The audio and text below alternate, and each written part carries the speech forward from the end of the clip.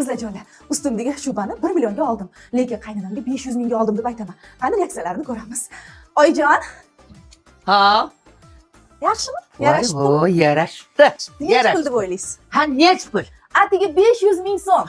500 ming? Yo'q, Voy, unaqa bo'lsa, mana buni oling-da. Qansingizga ham olib kelganing xo'pmi? Ola qoling. Xo'p.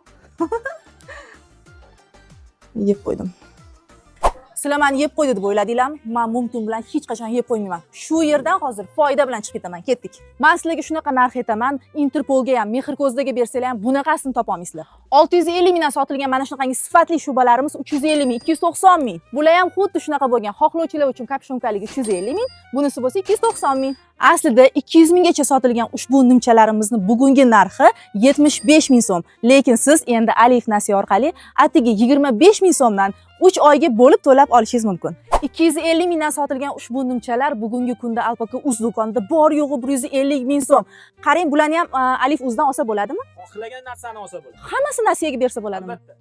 Ko'rdinglarmi? Voy, mana xuddi o'zimnikidan topdim. Bu qancha? 150 ming. Ana, men sizlarga aytgandim-ku, mumkin bilan yeb qo'ymayman deb. Qaynonam bergan 500 ming puldan 50 ming foyda qildim.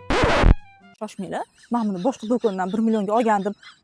Shunda baribir 550 mingga yeb qo'ydimmi?